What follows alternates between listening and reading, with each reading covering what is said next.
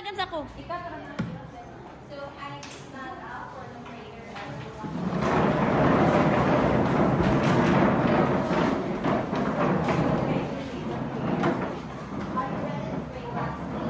Yes, we are. Our Father, who art in heaven, holy be your name, your kingdom come, your will be done, on earth as it is in heaven. Give us this day our daily bread, and forgive us our sins, as we forgive those who sin against us. Do not bring us to the test, but deliver us from evil. Amen. Father, Son, and Holy Spirit. Amen. All right, so to energize our body, let's have an energizer first. So Papa, can you do the energizer? 1, 2,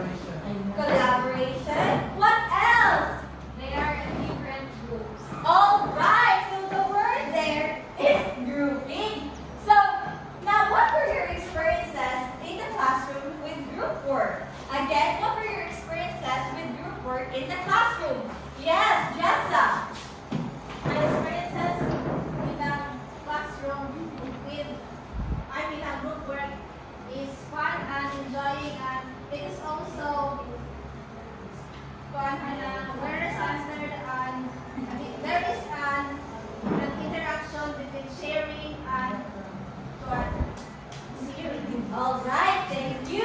Now, how were the groups formed based on your experiences?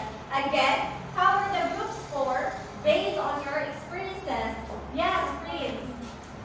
The groups are formed randomly. It could be a form of counting 1 to 3, for example. And another is randomly taken by the teacher. All right, thank you. How about this side, Kian? How were the groups formed based on your experiences?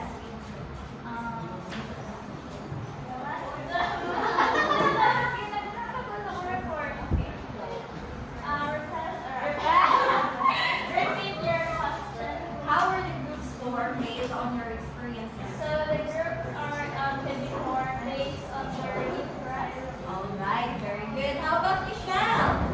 Based on my experience, the groups are formed based on friends. All right. So now, did working in a group help you learn effectively? In what way?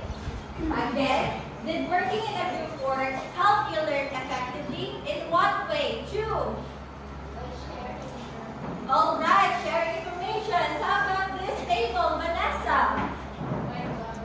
All right, how about you, Jerlisa? Please stand up.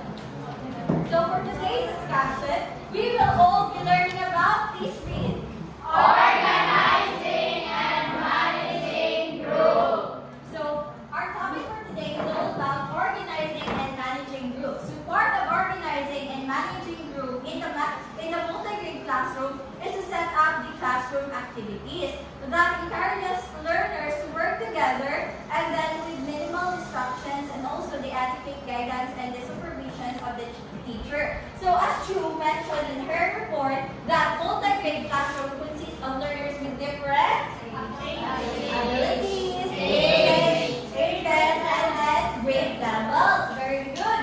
So to manage these learners and their variety of abilities, grouping strategies have been commonly utilized. Now there are types of grouping, and let us define each so that we will know what kind of grouping is in the classroom.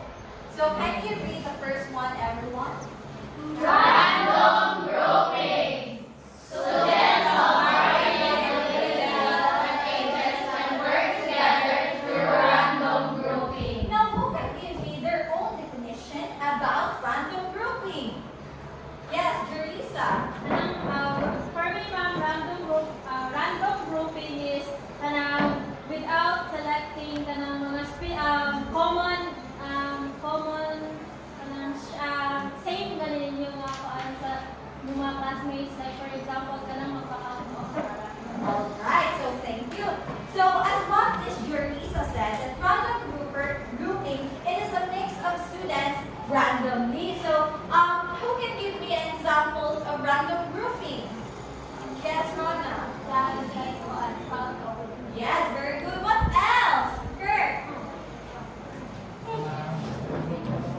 Yes, Ulbutanay. So the examples of random groupings, it could be Ulbutanay, the camp of, and also the spin of names. All right. Now, do you understand the random grouping? Yes. So let's now proceed to the interest grouping. Yes. All right. So kindly read everyone. When groups have to work on different topics within a team, students can be given opportunity to choose one most interested. So, interest grouping, it means that putting all students in a group based on what they like or what they enjoy. So, for example, when you are teaching science, you would ask your students what they are more curious about. So, the students might answer they are more curious about animals, space, and human bodies that is related to the topics of science. Now, for example, in Table 1, they are more interested about animals. For the Table 2, they are more interested about space. And then for the Table 3, you are more interested about the human body. So the activity of the Table 1 is that you will write different species of animals. And then for the Table 2 is you will draw solar systems or solar planets that is related to the space. And then for the Table 3 is you will write and draw human organs and their functions. So nag-gets, right? Yes. Now, I have a question. If you were a teacher in the multi-grade classroom, would you use interest grouping? Why or why not? Yes, Arbulado. For me, I would use interest grouping. It's because students who excel more in something, kay mas interested sila dito sa mabutanga. So if nakabutang sila dito nga lugar, I think the activity will be more effective. All right, very good. So this method can help students. I agree with this, Arbulado, because if I were a teacher also, I could use this interest grouping because this method can help students stay excited about learning because they get to work on topics that interest them. So minsan man kung may estudyante ka dili ganahan o upuan, so maganahan na sila kay you get to strategize the interest grouping. So do you understand? Yes. All right. How about the ability grouping? Please read. Students with the same achievement level of abilities are placed in the same group. Now, what do you mean by ability grouping? Anyone? Yes. Cyrus. Ability grouping, it means you will group your students according to their abilities. Like for example, kung kinsa itong mga nice skills for drawing, you will group them, then you will group nice skills for music. All right. So thank you, Cyrus. So ability grouping, this allows students to focus on tasks that is suited to their learning needs. So now, how will you know the abilities of your students in a particular area? Again, how will you know the abilities of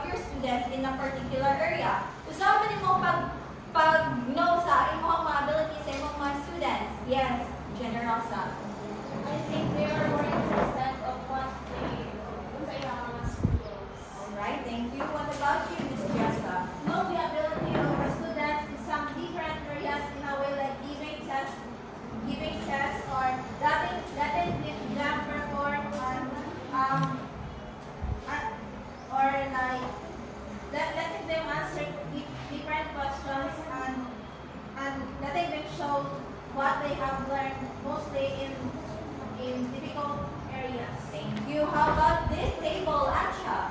What is, how will you know the abilities of your students in a particular area?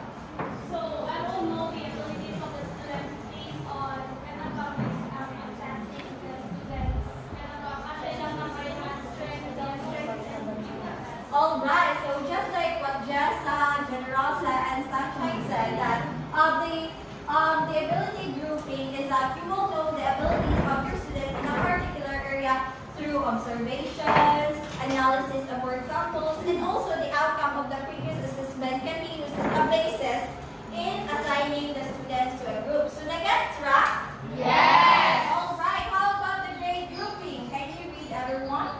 In this grouping situations, students are grouped according to their grade level. So what do you mean by grade grouping? Yes, Michelle. So grade grouping means sa multi-grade classroom na ako na grades 1 to 3. So ang students is i-group sila ang grade 1, sila may grupo, then group 2, grade 2, then group 3. Yes, very good. So from the word itself, grade grouping is this method can be used when there is specific objectives in a particular grade level. Okay, of course, if grade grouping na ko ng isbutan, of course, ang grade 1, then lahi sila, ay naman sila yung specific objectives in a particular grade level, then hangtod ang grade 2 and grade 3. So do you have any questions, clarifications regarding ang grade grouping? Yes. Alright, how about cross-age grouping? In a multi-grade classroom, the learning age of the students serves as an advantage. Alright, in cross-age grouping, it means that older students can assist or tutor the younger ones in order to accomplish a task. So, this method can form a leadership, the responsibility, and also the social interactions among students of different ages. So, walay barriers. Kaya pwede pa matunuan sa mga older students, sa mga younger ones. So, di ba na siya advantages when you use cross-age grouping in the multi-grade classroom? Am I right? Yes. Alright, how about the friendship grouping? Students are asked to form their own group. Alright, so I know you are all familiar with this one. That's why I will ask you directly. Is friendship grouping effective based on your experiences? Yes. Why or why not? Depends your answer. Yes, Shaira. 50-50. Why? Basta explain your there's no judgment in here. We listen and we don't judge. Right. How about you two?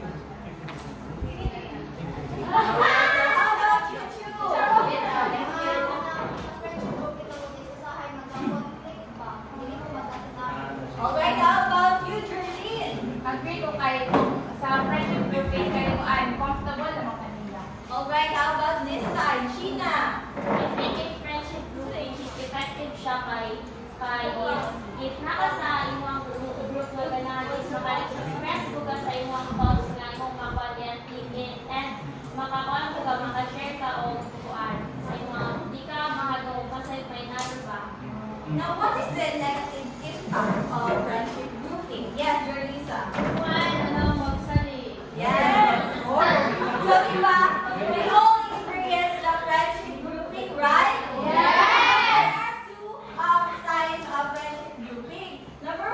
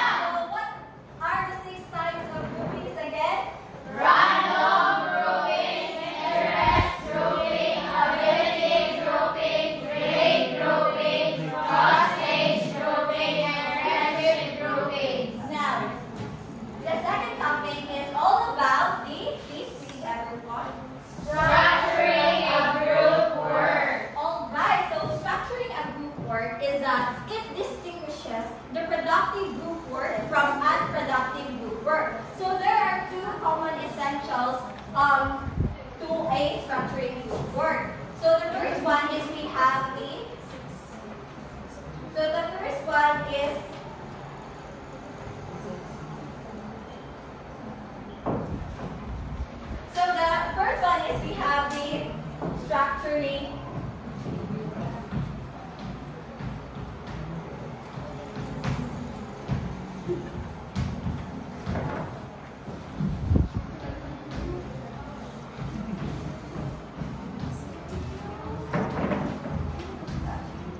kindly read everyone. Structuring the group process. So in structuring the group process, it is a rule differentiation that is term used to describe this specialization of activities. So there are three categories of the structuring the group work. So please read the name. Work rules. A group must differentiate its members' work activities in order to complete the task successfully. So in work rules, no, let us define the three specific categories of work rules so that we will know kung ato ang mga rules in terms of grouping. So the first one is we have the task-oriented rules. So what are task-oriented rules? So these rules are responsible for task-related activities that contribute to the group's goal. So these are the coordinator, the information giver, the information seeker, or in short, siya ang leader.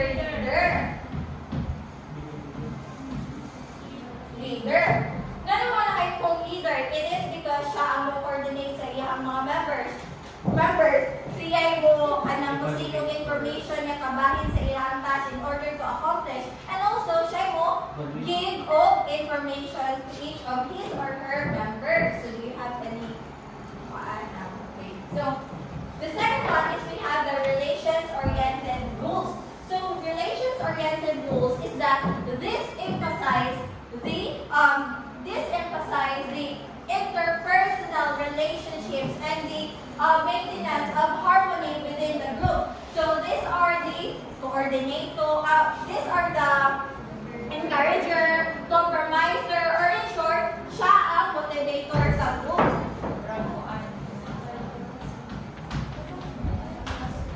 Yes, kay ang relations-oriented rules is that iyahang i-encourage ang iyahang ka-groupmate nga buhaton in order for the good of the group para ma-accomplish po nila ang task. And then at the same time, siya ang mo harmonize sa group mo wala mag-away-away.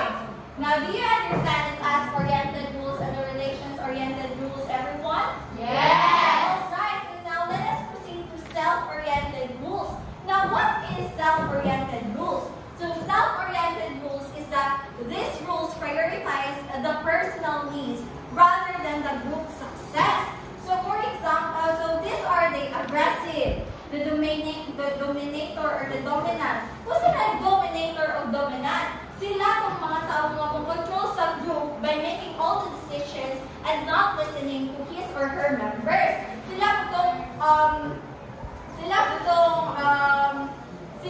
sige oppress sa idea sa ilang mga members, which make difficult for the group to move forward. Kaya di ba, og naay tayo self-oriented rules nga kauban figure dili kanang dili ka mo usad gani kaya sila sige oppress sige sa atong mga ideas dili gawaton. So na-gets ra? Yes. All right. Now, I will ask you, which one are you? Which one of you in this three? Are you the task-oriented rules? Are you the relations-oriented rules? And your self-oriented rules? Can you kindly share your experiences? For table 1, yes, Albi. Okay, let's listen everyone. Relations-oriented. Why? Guys. Wow, very good. How about this table? Samelio. Can you listen everyone? Para sa akin, kahit ko ang nag-boy, task-oriented. Depende sa ako mag-group ko ang good o parang debate or ganyan mo, mamaman na yung mga ganang mensahe. So, Carlos, na-experience mo ang task-oriented rules, dali siya na role.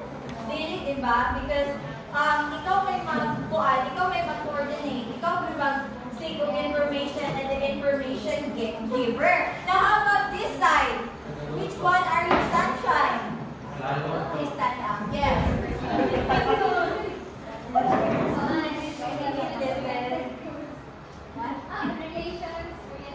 Why? Alright, so negative yung pagka-inherit. So now, nasaktan na ang work rules and the three rules. And alright, so now let us move on to work group size. So kindly read everyone. Work group size. Group size dynamics is a key aspect of group work. For most activities, it is preferred that groups of 3 or 4 people use size. So ang kalaban ko di mo ani if na kay magpag-groupings ka is ang time. Kung sa man mo pag-handle sa imong time because if the class contains of plenty of students, then the group should be smaller with a large number of members.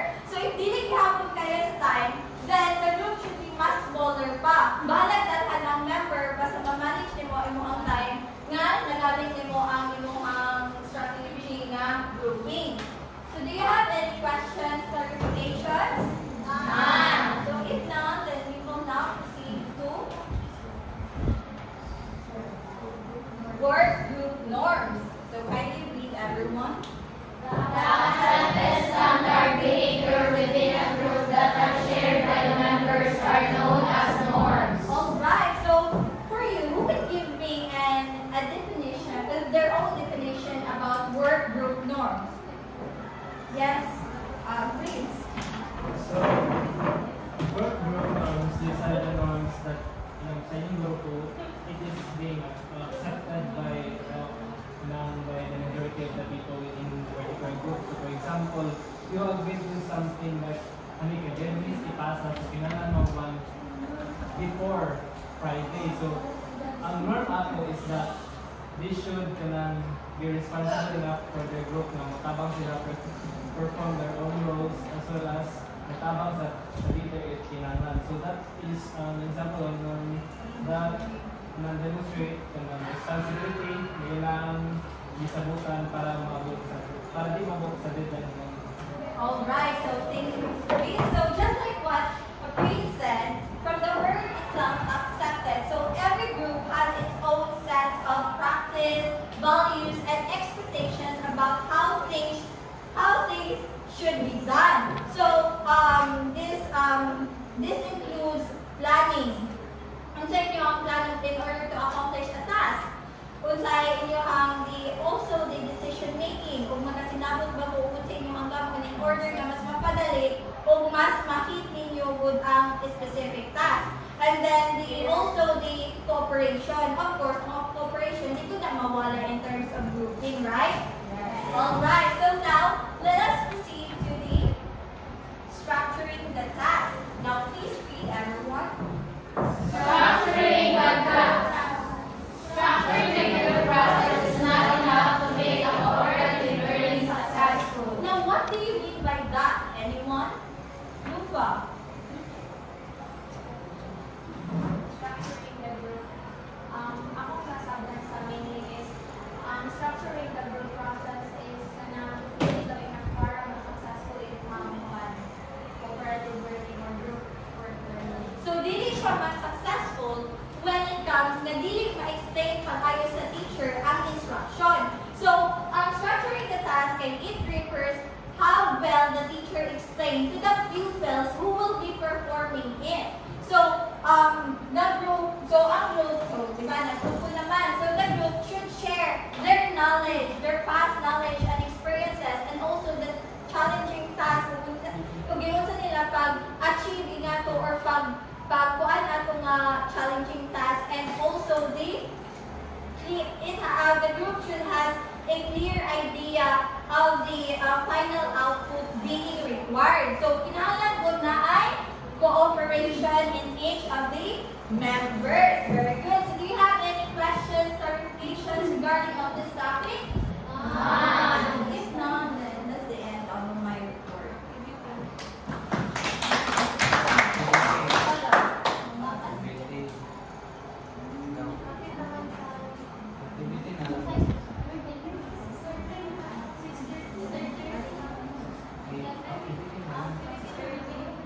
Iyo po ka?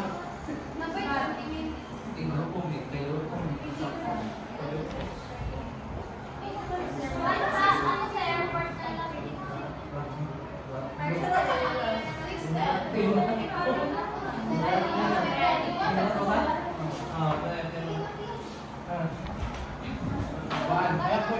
One, two,